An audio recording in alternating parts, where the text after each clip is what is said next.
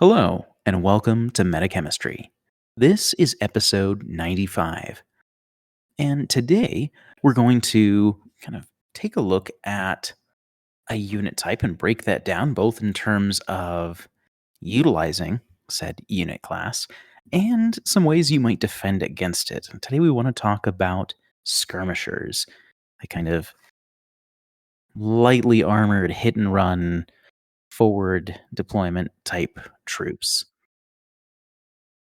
But before we get started, we'd like to take a moment to thank our sponsor, Games, where you can find all of your Infinity needs at mo-games.com.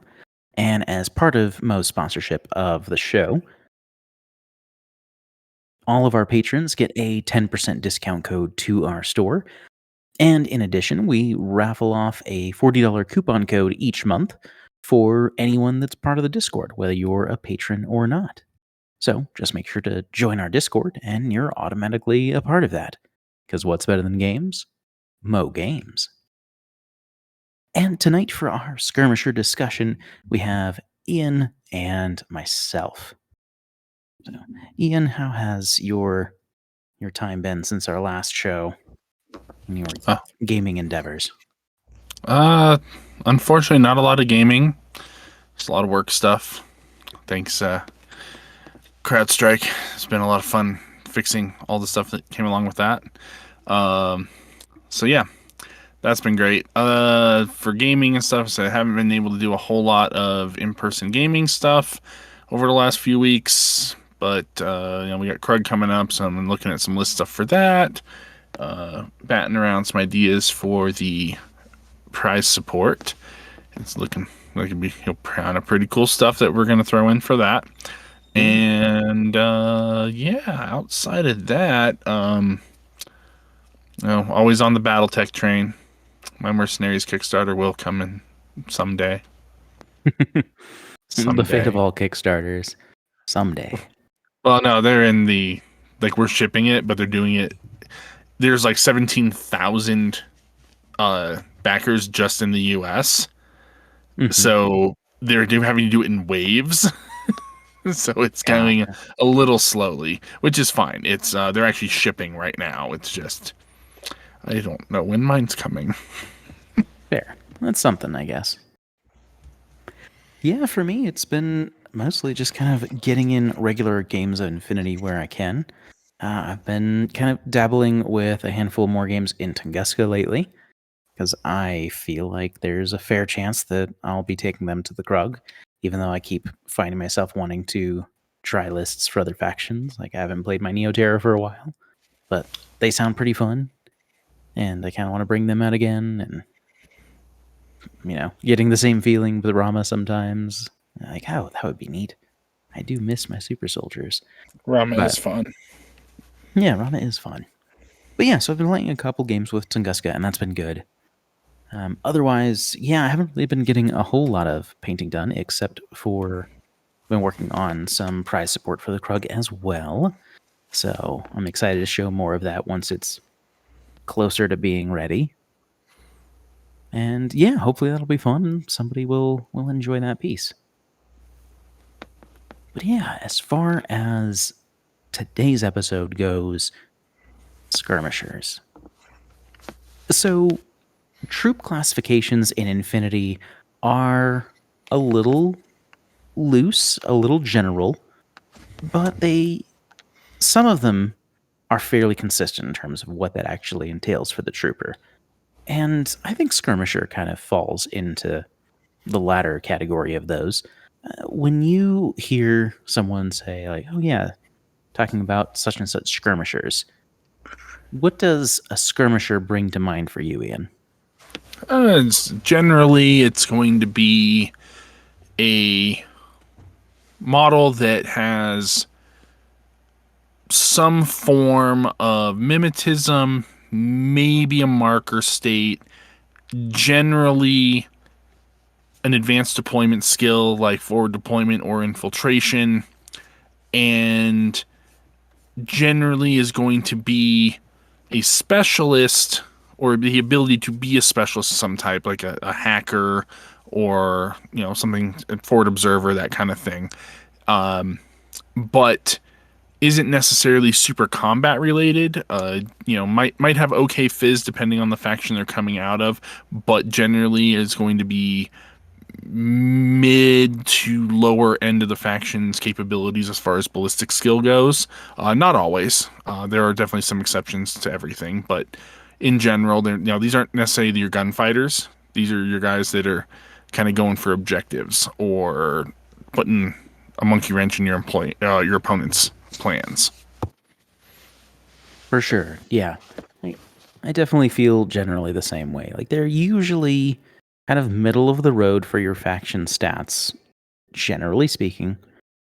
And yeah, they don't necessarily have the best of any given piece of equipment. Like they don't have the strongest guns or um, necessarily the highest stats or things like that. But they tend to make up for that in order efficiency with their placement during deployment, and they're usually at least somewhat defensible by either having mimetism and or being in a marker state. And a lot of times, those are for early objective grabs, or sometimes, in the case of hidden deployment options, end of game objective grabs and things like that.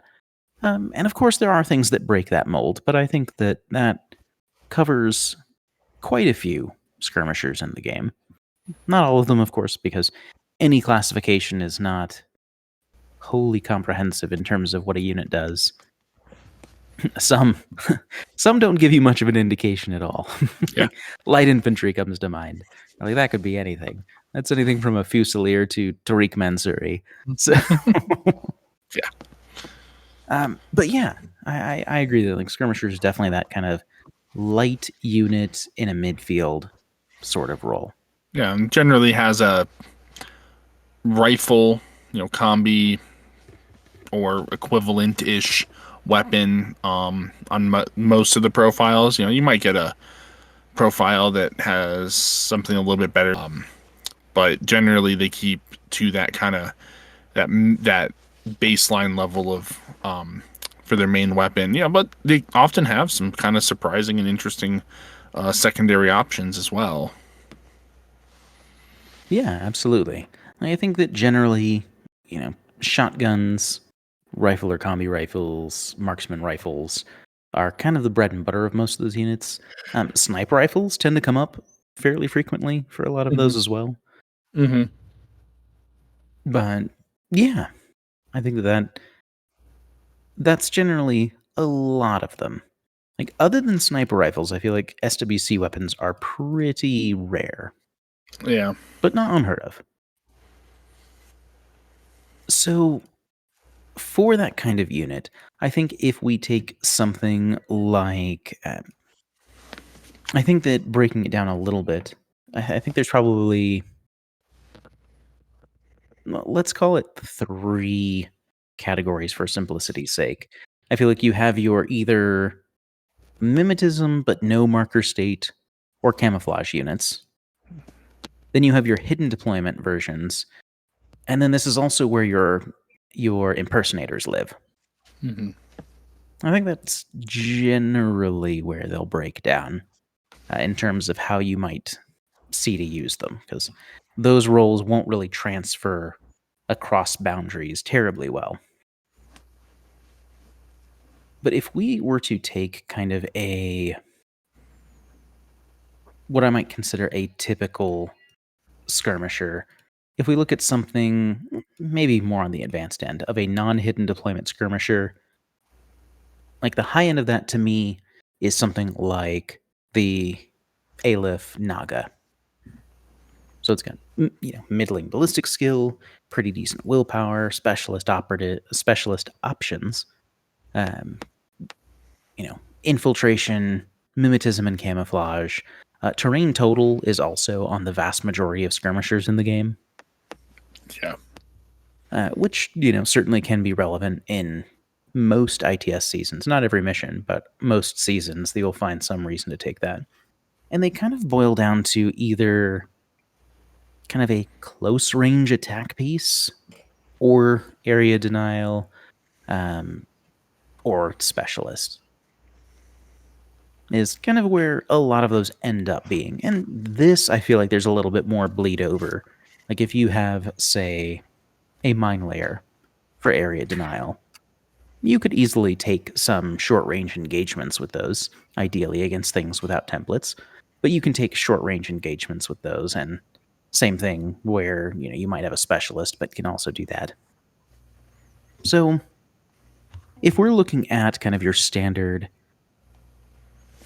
kind of infiltrating camouflage skirmisher, what are some ways that you would try and get some mileage out of that sort of trooper with those skills? What sorts of things are you looking for? If you want to include something like that in your list, why do you look for that model? And again, it doesn't have to be the Naga, of course, but something in that vein. Yeah, for me, it's very much a focuses down into two related factors. Obviously, there is the mission, and Mhm. does this profile help me accomplish the mission? And that's very important when it comes to things like the specialist profiles. You know, okay, am I going to be playing a mission that requires me to grab objectives from the midfield? Or even closer, to my opponent's deployment zone, depending on what it is. If I can get something that can be infiltrated, preferably camoed, that is a specialist or has the relevant tools to accomplish that objective, that's where a lot of times the skirmisher comes in, and it may not necessarily even be plan A, but it's a good plan B in many cases. If you have, say your preference being a similar model that fire team that can move up and gunfight and has the delivery system that way, that's great. But I like having the skirmisher or two kind of as backup as well. The other factor is, how does it support the rest of my list? And in many cases, that is, does that skirmisher bring some kit to the table that stores up a hole elsewhere in my list? And what I mean by that is, do they have access to something like Mine Layer that helps me be more defensive? Can I use this skirmisher as a screen against, say, warbands coming because it has Mine Layer, or a shotgun, or what have you, that I can use to kind of surprise stuff? Is it a killer hacker that I can use to keep the enemy hackers from getting up to objectives, or to screen for my own infantry, heavy infantry or tags or remotes that may otherwise become endangered without having something there to go up against the enemy hackers?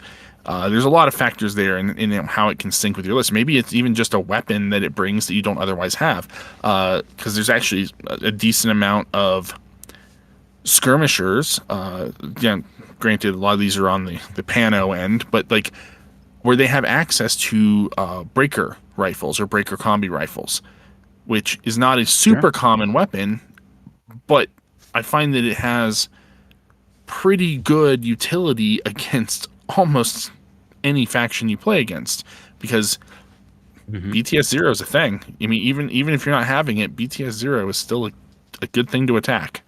So Yeah, absolutely. how does this fill in? How does this support the rest of my list? How does it help me accomplish the objectives? And like an example, several showdowns ago, we were playing supplies as one of the missions. I was playing Merovingia, and I took, of course, was it 4 chasseurs, because why wouldn't you at that point? And first turn, I had all the supply boxes in my deployment zone, because Yeah, they had the kit to be exactly where I needed them, with the right skills to grab those and just take them back immediately. And part of why I took that was that mission lineup, especially with supplies, really incentivized me to have those models that could do that right there. absolutely. Yeah.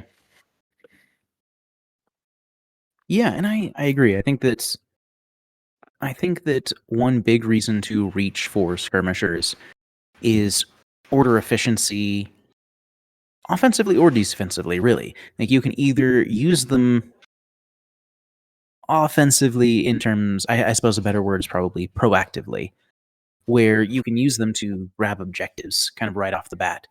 You can start, you know, almost on top of an objective and certainly within a short move of an objective and start interacting immediately and then kind of putting pressure on your opponent to then react to how your board state.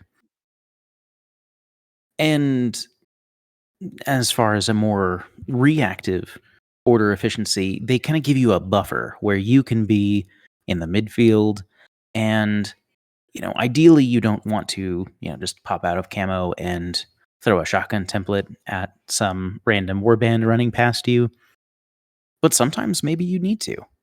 And while it's not necessarily a good points trade per se, that could mean the difference between putting that, putting that trooper down versus you wait, but then it gets to a low armor fire team that you have. Like if you have, light infantry or remote fire team or similar, and they take out, 2, 3 or more of those.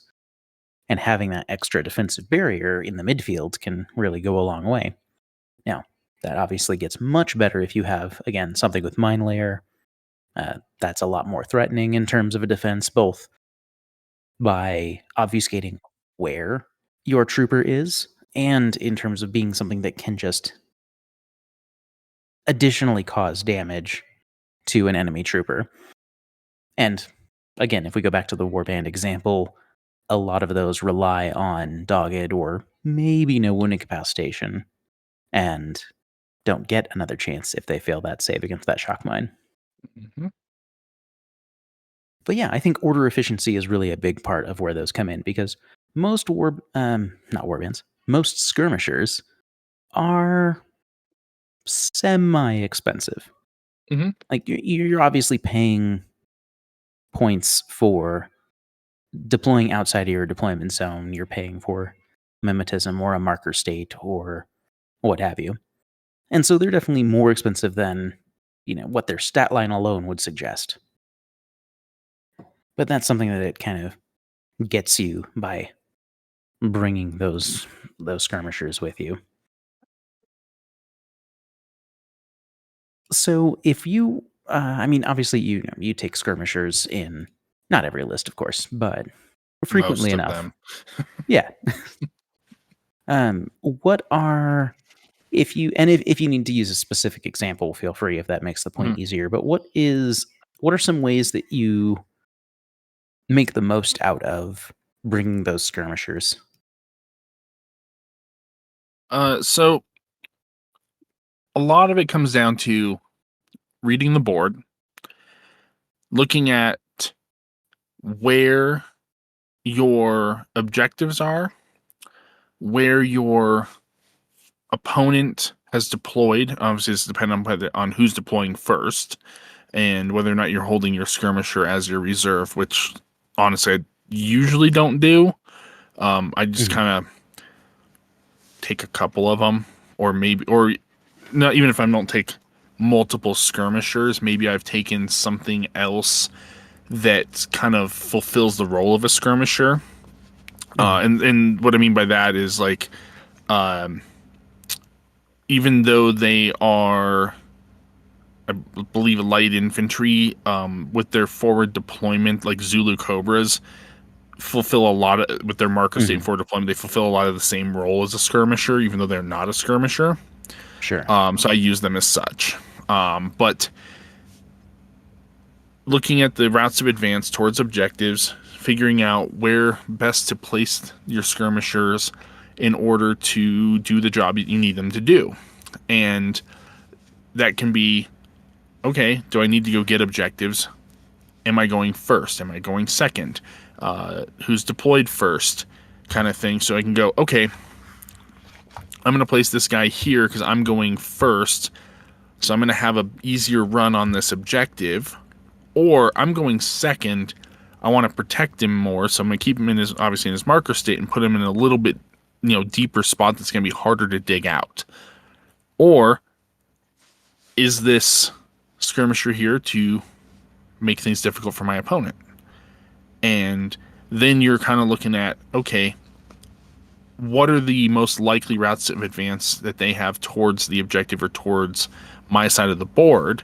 And this becomes actually kind of important if you have things like Mine Layer, because they will obviously make that more difficult, because laying out multiple camo markers, your opponent doesn't know what's what necessarily.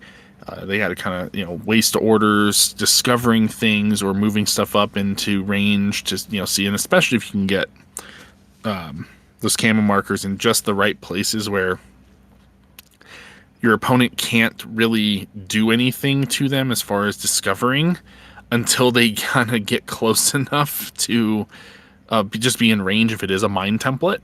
Mm-hmm. That kind of thing. And that is very table dependent.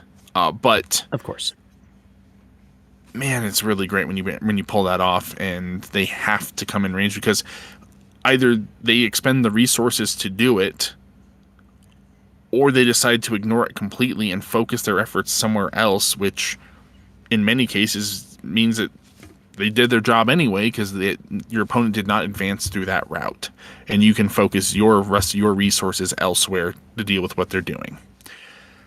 Another great example, I think, for how to use skirmishers is with things like specifically hackers, and especially if they're camouflaged hackers, because it can really throw a wrench in your opponent's day when that camo marker ends up hacking their important piece, especially if they didn't expect it.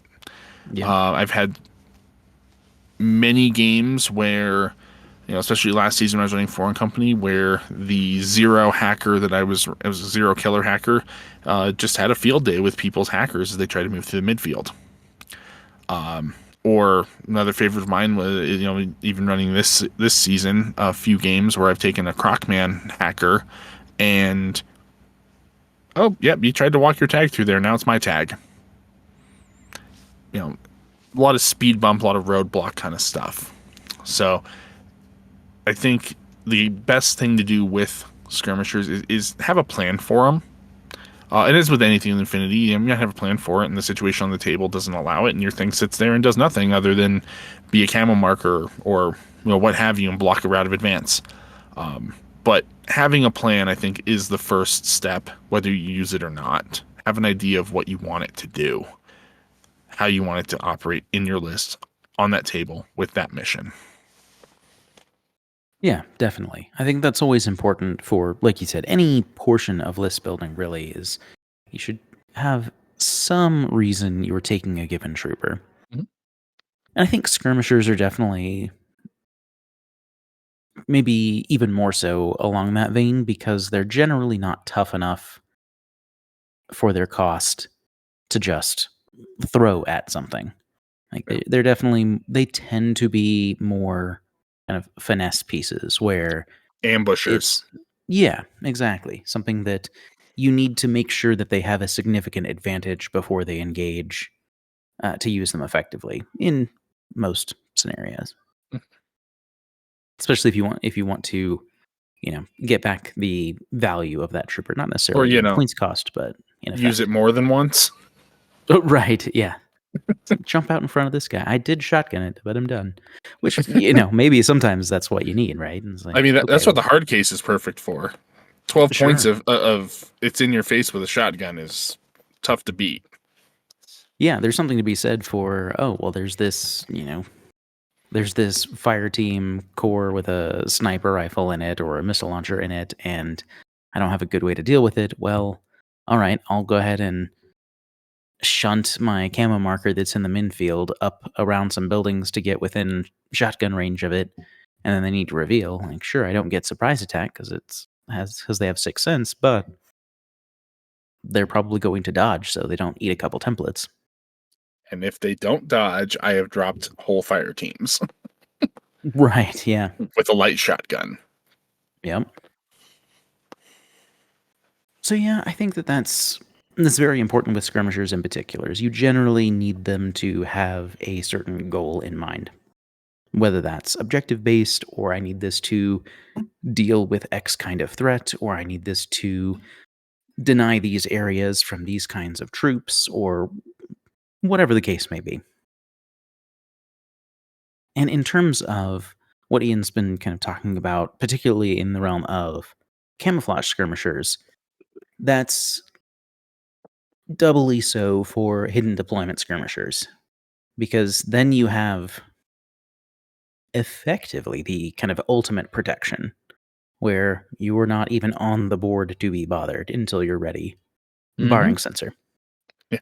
It's just so super inconsistent. It's more a matter of super guess and luck to pull off a hidden deployment reveal than anything. Yeah, so anytime that you could reveal a camouflage something under a camouflage marker, it's with hidden deployment you deny even the knowledge that something is there, not just that something's there, but your opponent doesn't necessarily know what it is. So those times where you appear and hack an enemy tag because you're in the midfield, or you have a sniper rifle or similar and you catch something on its second move going across an alleyway, or whatever the case may be. Hidden deployment kind of unlocks those avenues where your opponent just, even if they think you have it, they have no idea where specifically beyond just the best guesses that they have. Now, the hidden deployment skirmishers tend to be a fair bit more expensive most of the time. Some of them are pretty cheap. I think the Calypsos kind of falls in at the bottom of that, generally speaking, from Toha. But Yeah. most of the time, you're looking in the high 20s, low 30s for a hidden deployment skirmisher, because they'll usually have mimetism -6 and are basically just kind of the souped up version of your standard camo skirmisher. Yeah. And they tend to do the same job, just with the benefit of being able to hide them more readily. And usually there'll be some sort of stat increases. Not always, but usually over their camouflage counterparts. I'm thinking of like the Dasu to the Naga, or the Malignos to the Shrouded, things like that, where they're similar, but usually have a little bit of an edge somewhere. Mm-hmm. Crackman gets an X visor. Crockman get X visors, which is nice. Yeah. But yeah, these I feel like these for many factions have kind of fallen out of favor a little bit because they are fairly expensive. Some of those actually get, closer to the 40-point mark, which is a lot for a lightly armed and armored trooper. Yeah. But they're kind of, again, just your souped up versions of skirmishers. So if you have something that you usually it's that you need to bank on that hidden deployment for something. Like you either want to get an objective late in the game and you don't want your opponent to know you have something available to get it, or you have a potentially crippling ARO and want your opponent to not avoid that area but walk into your trap. Those are the kinds of things where you can get away with using one of these types of skirmishers. And then the almost like kind of a subcategory of skirmishers to themselves are the impersonators. As far as I can think of, all impersonators are skirmishers, but they're very different from the rest of what we've talked about. So these are your Fides, Speculo killers, grief operators, Kyotan impersonator. Kyotan impersonators? That sounds Imposters. right. Imposters, there we go. Something like that. But yeah, so those are different because they deploy up to your opponent's deployment zone without a roll, and inside your opponent's deployment zone with a normal whip roll, which is very powerful by itself. Like just Stupid being able days to being whipped 15. right. Yeah, they're quite It's good at that. ridiculous. Speaking of which, I don't think it's a Fade, but for anyone who's seen the trailer that showed a little snippet of the upcoming Infinity animation, it's definitely a Hassassin, but I think it's like a Farzan or something along those lines. But I think it was a Farzan or maybe something along those lines. Yeah, But coming out of that hidden looked really cool. deployment. Oh, it was so cool.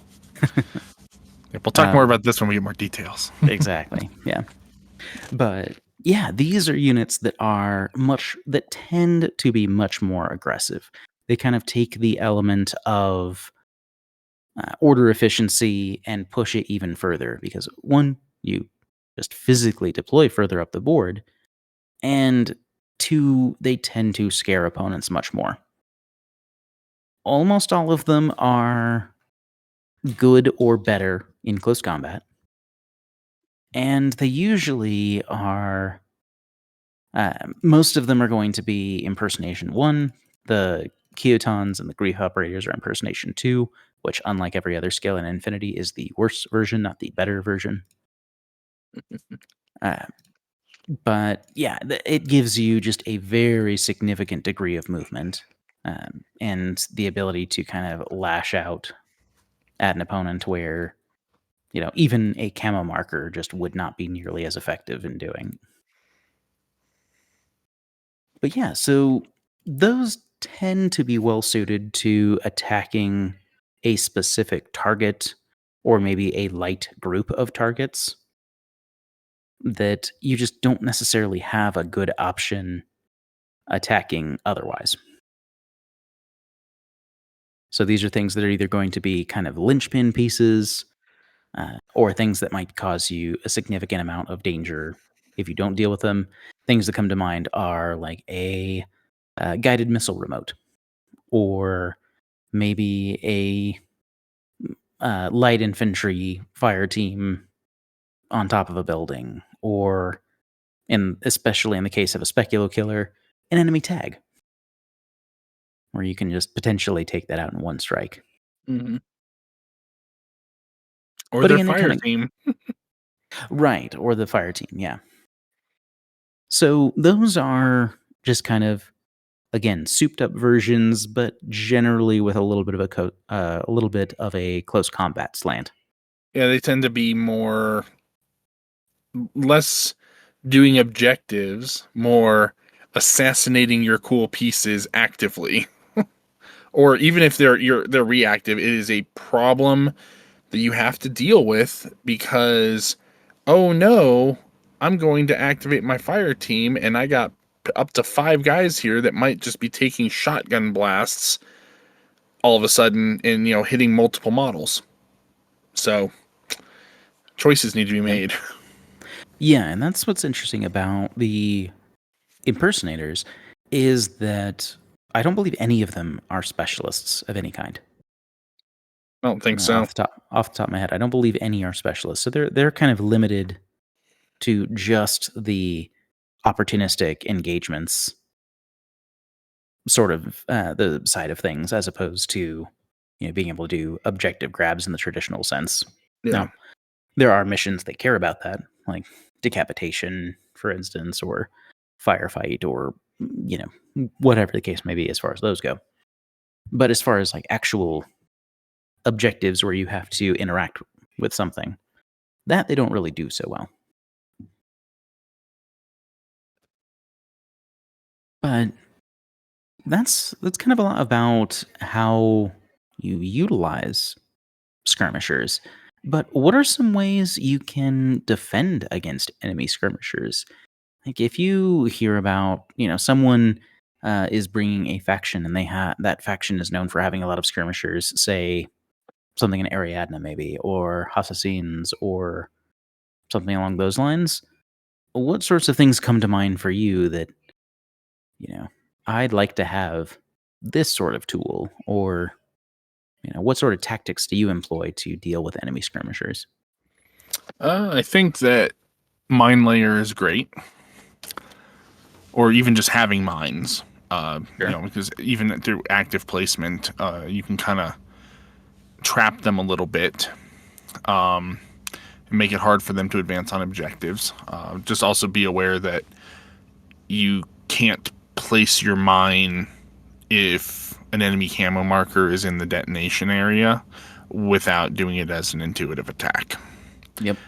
Which leads you to possibly just getting shot in the face. So you got to kind of like drop them around corners, things like that.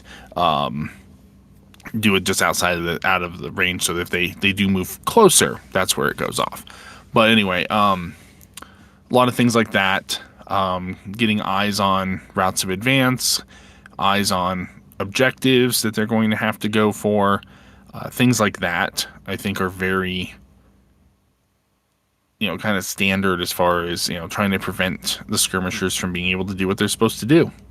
Oftentimes, it's just going and hunting them down, which if you have at least a Harris, and that is got the coherency bonuses, at least you get the plus to discover from that. So that does help. Honestly, a lot of it is just stuff that you would do to kind of prevent like a warband advance. Templates, mines, things like that generally tend to help against skirmishers going for objectives. If it's a hidden deployment skirmisher, well, good luck. You don't know it's there anyway, so just be adaptive when it reveals. And if it's an impersonator, there's actually a pretty decent amount of stuff you can do against impersonators.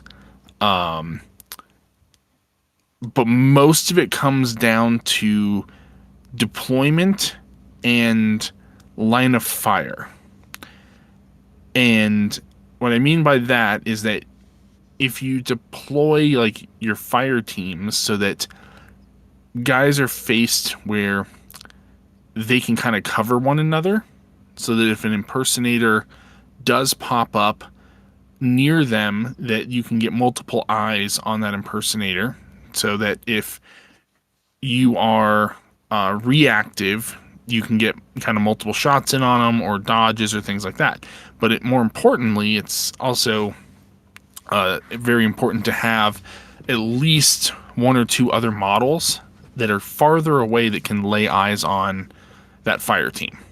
And I say fire team because in my experience, a lot of people that run a Fide or a Specula or whatever, they just go for the fire team, because whether they're active or reactive, they're either putting injury on the fire team, or they're causing the fire team to, or the player of the fire team to expend a lot of orders to deal with the impersonator. Yep. But if you have a model or two that can see the fire team, and kind of a longer distance away, at least they can activate and try to deal with the impersonator without, especially in active, without triggering that ARO where it templates the whole team, because they're far enough away that it doesn't work. Sure. I've had pretty good luck with that. If they're going active at you, it can still help just to kind of lay an extra pair of shots on them, so that they only get maybe the one round to do something, the one order. But yeah, impersonators can be a little tough on that. Mine layer also works but again, not necessarily where you want to be putting mines. But if you have a model that like say the Alpha Seed that has mine layer but does not have any level of advanced deployment, like, it's not a bad option. It's going to be right there anyway. Sure. So yeah, go ahead. Try to impersonate near that thing. You're going to eat the mine as soon as you reveal. Yeah, worthwhile to note here, models in Camouflage trigger mines. Models under impersonation markers do not. Yes, that is an important distinction. But yeah, I agree with a lot of those methods, like particularly skirmishers. Funnily enough, one of the best ways to deal with skirmishers is other skirmishers. Yeah. Like you have things that are, because some skirmishers are kind of tailor-made to handle that. Like things that come to mind are models like Dart in Aleph, or the Gangbusters in 012. Like, not only do they have their own mimetism, and in the case of Dart, she has the camouflage and extra mobility, they have MSV1 and they have good weapons up close. They have the possibility for templates and things like that. And so they're very well suited to that. Mine Layer, of course, works well for that as well. Guilong has all of that. Yeah, the Guilong is very good against It's like Mine all Layer, that stuff. boarding shotguns, all and MSV. and Yeah. MSV, but it's got all the things. Guilong, amazing troopers. Yeah. Yeah, they're great. So other skirmishers are a great buffer to help deal with opposing skirmishers. But you can also deal with those in, more closely to your deployment zone with things like warbands or, other mine layer troops always work well. But you can do that with kind of your typical corner guard style troops. And those might be things like, monks or even just basic line troops that happen to have template weapons, like Thorkatai come to mind, as they all have templates. Auxilia with their Oxbots are even better, because then the template is kind of ablative. Other peripherals, work in that regard as well, where they can, attempt to discover, and if the skirmisher does reveal to shoot that unopposed interaction, well, then they're revealed and they probably just destroyed a peripheral that doesn't give you any orders. And then if they want to recamo, they have to take more time to do so. So those can go a long way. Skirmishers are good for the extra layers of defense leading up to your deployment zone, but even in your deployment zone, there are plenty of options like that kind of help. Skirmishers, with extremely rare exception, can take about one hit. And that is usually enough to drop them. If it's shock, then almost every skirmisher goes down to one hit. I think the Kyoton and character Kyoton John Starr have transmutation, and they can take a second hit. But otherwise, I think every other skirmisher in the game goes down to one hit off the top of my head. I believe that is the case, yeah. Yeah, because there are a handful that have like Dogged or No Wound and Cap, but they tend to not have shock immunity. Oh, that's fair. Yeah. Yeah, Dart has shock immunity with No Wound and Cap, so she's taking 2 hits. Yeah. Yeah, so it's very rare, though, in the span of where skirmishers are in the game. So generally having something kind of ablative to attack those is very, very helpful at defending against them. Also important shout is Sensor. And Sensor, for many factions, comes on your Fort Observer remote. That's kind of standard for your faction. But there are some interesting standouts, like any antipode as Sensor. So, of course, that's going to be the antipodes from the antipode controller, but also any faction that can bring Carmen and Batard. And the Devil Dog. Sure, the one that's on the Devil Dog has it. Yep. There's the flamethrower Chaksa from Toha and Spiral. And there's Sensor kind of scattered throughout. The blocker from Pano Reinforcements comes to mind. So, and there are definitely plenty of others, but there's just a few examples that Sensor, especially if you kind of incidentally have it, like you don't take it just because you're taking your FO bot as an example, but if you just happen to have it, it's really nice, because it's not always easy to justify. Like, sure, the FO bots are fast specialists, but that's kind of it for what they have going for them. And so being able to bring that as part of a fire team or as part of a synchronized unit or what have you can really go a long way, especially if you don't really have much use for your second move. Like, let's say you don't want to come around a corner yet because there'll be resistance. Well, you could just Sensor just to do a check. Now, if you know that the enemy faction doesn't have access to hidden deployment, then maybe that's less relevant. But if they could potentially have it, then there's kind of no reason not to check if you're going to just use like maybe another inch or so of that movement anyway. Well, Or especially just since most things that have sensor are discovering on 19s. Mm-hmm. Yeah. And you get a pretty wide bubble. That's everything in your zone of control. And when you have a skirmisher that is revealed, they are significantly less threatening because they're almost exclusively vulnerable to templates. They're also generally not very good in CC. Also, again, important note for impersonators, sensor does not work on impersonators.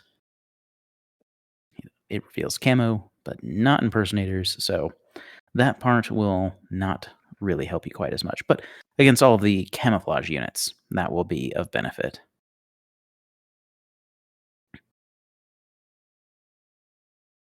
But yeah, I think that those are a couple things that can kind of help insulate you a little bit from skirmisher play. Yeah, that is most of it. I like the using skirmishers to hunt other skirmishers. The most ideal though is if they have a skirmisher sniper and then you get them with your skirmisher sniper, because sniper fights are cool. That's right. And so, to kind of round out our discussion, we've talked about some ways you can utilize skirmishers, some ways you can combat skirmishers, and so we'll kind of wrap things up a little bit by talking about some of the skirmishers that we really like because they're fun to play, or they're interesting, or they're really useful, or whatever the case may be. We've got kind of some 3 skirmishers each that we think are pretty interesting. And Ian, do you want to start us off with that? Sure. So like I said, in the prior season when I was playing Foreign Company, I was running the Zero, and pretty much every list I had one. And I really like the Zero as a skirmisher. It's kind of just the bog standard idea of what a skirmisher is. Across like most factions, like it hits all the things that kind of make a skirmisher that we've talked about. So like it's only BS 11. It's not great at shooting, but it's whip 13 and its fizz is 12. So it does a good job if you need to infiltrate or over infiltrate in that case. But it has camouflage, mimetism, stealth, surprise attack, terrain total, kind of the standard skirmisher kit. But I did great with these things, and they have some really interesting profiles. I personally use the Killer Hacker a lot, which also has shock mines, which is fun. There is a mine layer profile for that. That's not the Killer Hacker. You can have a full hacker. You can take a multi-sniper. One of the more interesting profiles is the one that has deployable repeaters, and that one actually has EM mines. So it has just a little bit of a different kit to it, and they're relatively inexpensive. They range from 19 to 24 points, depending on which loadout you have. Right, averaging right around that 20-point mark. And so they were pretty much just an auto include in every list I was running with Foreign Company to just have one of them, just to fill in that slot, have that utility. Yeah, absolutely. And I think one of the best things about Zeros is like there's nothing flashy about them, but they're just so cheap. And Like, reliable. they're kind of like the entry level cost for this type of trooper. Yeah. And they don't really give up any particular skill or anything. They just have perhaps below average stats, but like they're serviceable stats. Like they're Yeah. BS 11, whip 13, things like that. But they just get the job done cheap. Yeah. Which is nice. For me, one that I think is fun, it can be difficult to use, and they're a little maligned perhaps, but again, going back to my Neoterra kick, the Locust teams. I think the Locusts are fun because they have pretty decent equipment. Like breaker combis as being kind of the standard is a really nice weapon to have. Mm-hmm. And they lose out on Camouflage, but they have Mimetism 6. Um, and they do have a couple specialist options. You do have to take them as hackers if you're going to take any specialists. They don't have any mine layers, but they do have a drop air profile, which is pretty fun. And then the most recent addition to Locust, which has been a little while now, I really like the submachine gun Wild Parrot, because Wild Parrots are wildly threatening to the right pieces. Oh, they are so much fun. They're one of my favorite things. Yeah, I know you've been getting a lot of use out of them with your Echo Bravo, which is Yes. cool. But yeah, like being able to deploy anywhere in ZOC when you can already infiltrate, and then you can then pop out and start engaging something. And if they decide to ARO, then they eat the EM template, which, that can be potentially very powerful, which is great. The main detriment that I see people talk about with the Locust is that they're very vulnerable because they don't have a marker state. And that does kind of dictate that if you're going second, typically you've seen your opponent's deployment, so you kind of know if they have forward elements that are coming at you. And so that may require you to deploy a little further back than you might otherwise, or, put yourself in a more tucked in position that maybe is slightly more order intensive to get out of, but insulates you a little bit from an enemy attack. But I think locusts are pretty interesting. They're a little on the pricey side still, except for the wild parrot one is fairly cheap, all things considered. But yeah, they actually give you a pretty decent set of tools, which I like. And they're in that hexahedron list that I talked about the other episode, which is a lot of fun. All right, what's another one for you, Ian? Let's see. Well, for my next one, I have to go with what may be my favorite skirmisher in the entire game. And it is indeed the model that made Sixth Sense get changed because it was that broken. But it is the Chasseurs from Merovingia. They are so good that if you're playing Merovingia, they're AVA 4, and it is not uncommon to see 4 of them taken. They are in the perfect slot. They're 19 and 20 points depending on the profile. So they fit perfectly in that realm of where you need your points to be to max out your list. They're, again, only BS 11, but they're Fizz 13. So if you do need to get that over infiltration, 50-50 is amongst the best you're going to get on that without special additional skills. So they're right there and they're great, but they have camouflage, infiltration, mimetism, surprise attack, stealth, train total, and importantly, Sixth Sense. Native Sixth Sense models that aren't in a fire team are pretty awesome, especially when they come in camo marker form, so you can kind of do what you need to do. But the Sixth Sense was specifically changed because of these guys, because you used to be able to declare it against anything that was in their zone of control or they could see.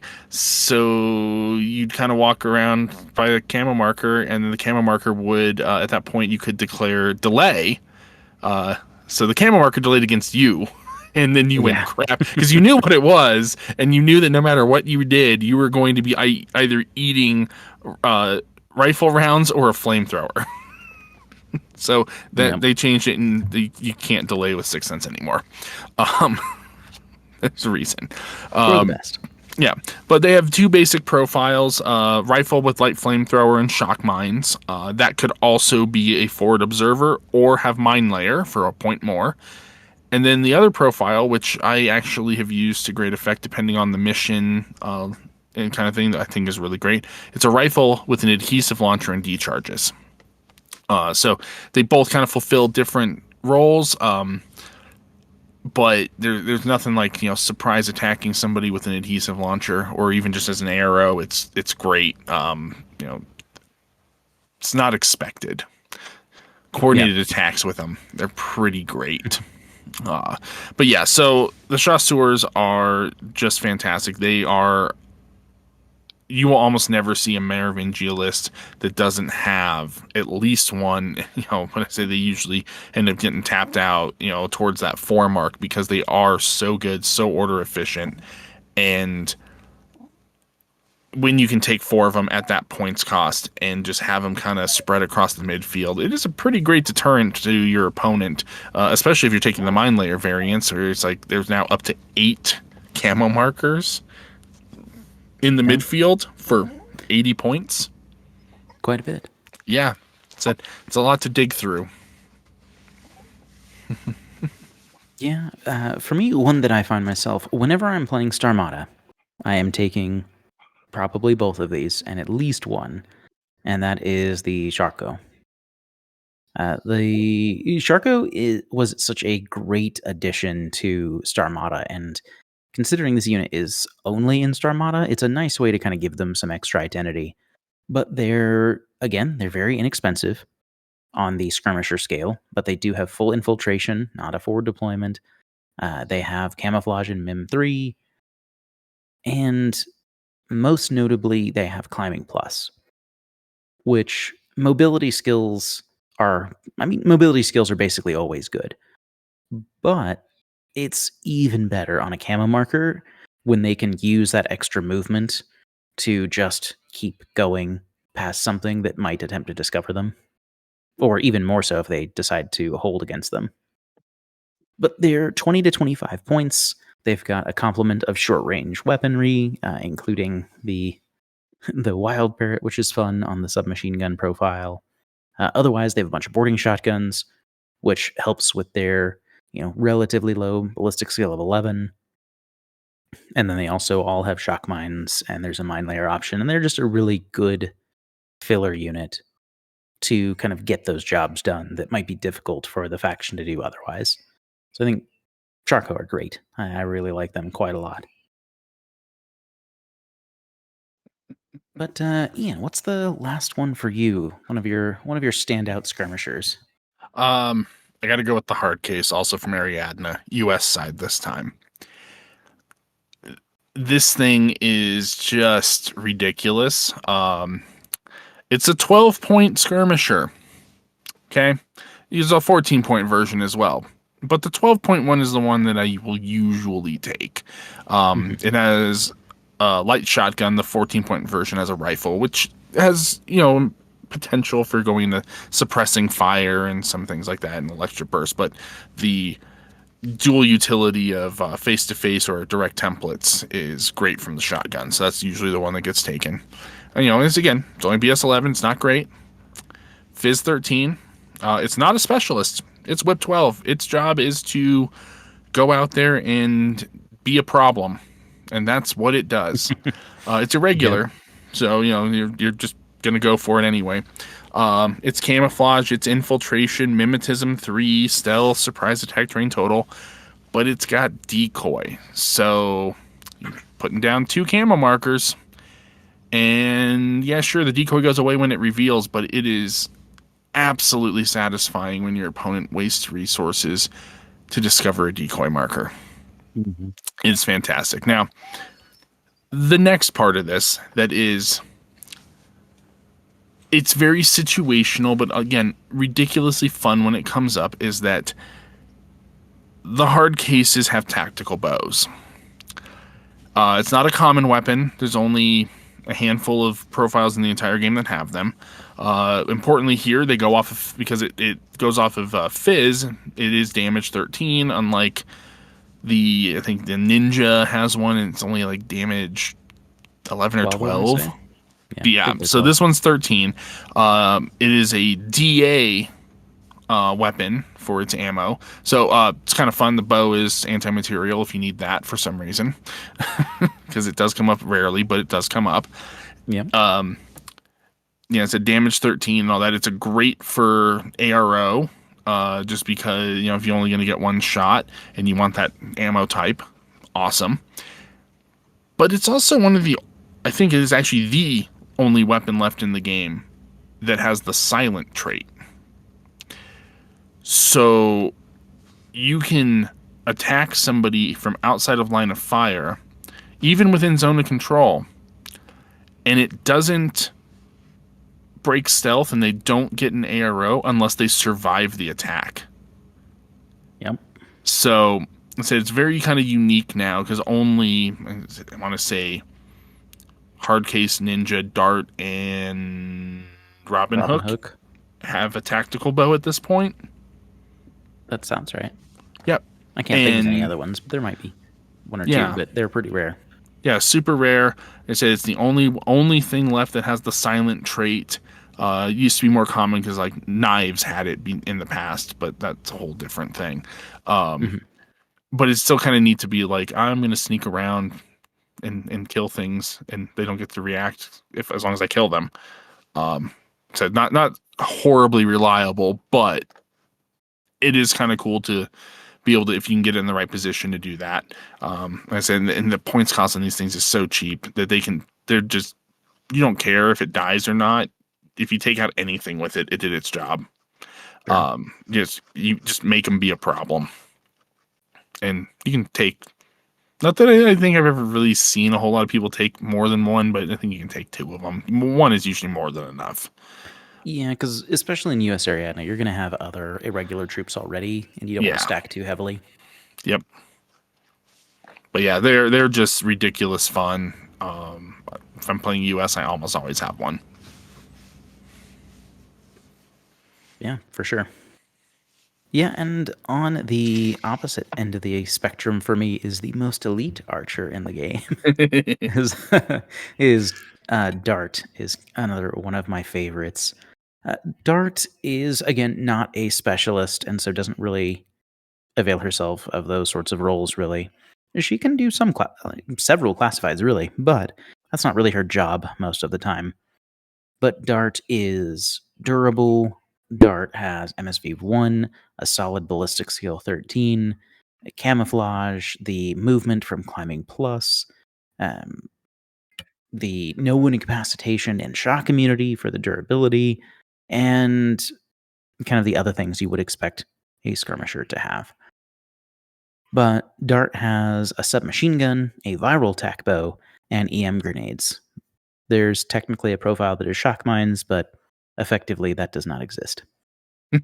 I can't think of a situation where I would feel like in the list building portion of the game before getting to the table where I would ever choose shock mines over EM grenades for the same cost. That is Especially very fair. especially since she has Fizz 13. So she can spec fire them inside of 8 inches on 10s, which is great. But yeah, Dart is a problem. Dart is one of those units that if you don't deal with her, she can kind of trade into anything. Hmm. Like she can throw EM grenades at heavy infantry or tags. She can use her submachine gun or potentially her viral bow to deal with lighter targets more conventionally. She can fight other skirmishers well. She's generally just a decent gunfighter, having BS 13, MSV 1, MIM 3, and potentially surprise attack on her side. And she's got a lot of maneuverability. Like, sure, she's only 4/4 move, but again, having camouflage and climbing plus can get you a lot of places. Especially since, again, the viral tac bow has silent, which can let you kind of pick off things before they're an issue and before they can really fight back and, avoid them being able to dodge you and things like that. So yeah, those are some of our favorite skirmishers. And if you like to play a lot of skirmishers, we'd love to hear some of your favorites and why you like them, or if you use them in different ways to what we've been talking about. But yeah, before we kind of head to our final thoughts on our sneaky ambushers, I'd like to say thank you to those of you that are able to support the show via Patreon. And for those of you who have any interest, if you would like to support us there on Patreon, you can find us at patreon.com/metachemistry. And we give a handful of benefits to kind of show our gratitude for that. And those are things like early access to episodes, some exclusive sections on our otherwise free Discord, final voting in polls, and things like that. And as far as our Discord goes, that is, as I said, freely open to anyone to join our community if you want to talk more Infinity, or even other games, really. But especially Infinity, it's a good place for it. We've got people who are terrain builders and fantastic painters and very strong players and great list writers and all of that good stuff. So if there's something you're looking for in Infinity, I'm sure there's a spot for you there. And you can always come by just to say hi. We'd love to hear from you. But with that said, Ian, any final thoughts or last bits of advice on skirmishers? Yeah, I think skirmishers are one of my favorite troop types. I generally try to find at least a skirmisher or a skirmisher-esque type troop in almost all of my lists, regardless of what faction I'm playing. And I do say skirmisher type because sometimes there is something in a different slot that does the same role that has very similar kit. So I like the troop type a lot. I like the idea of how it plays. I like how it comes together and supports the list and goes for objectives. I think they're super versatile, and again, they tend to be more of a finesse piece in general, but I think that they very, very much fit into how Infinity is played, and that if you're sleeping on skirmishers, you should definitely give them a shot because they are super useful. Absolutely. Yeah, and I'm going to echo a little bit of what Ian was saying there, where skirmishers are rarely pieces you can just kind of throw into the mix and expect them to get the job done for you. Unless that job is to go, shotgun one piece and die, typically you need to be a little bit more careful with them.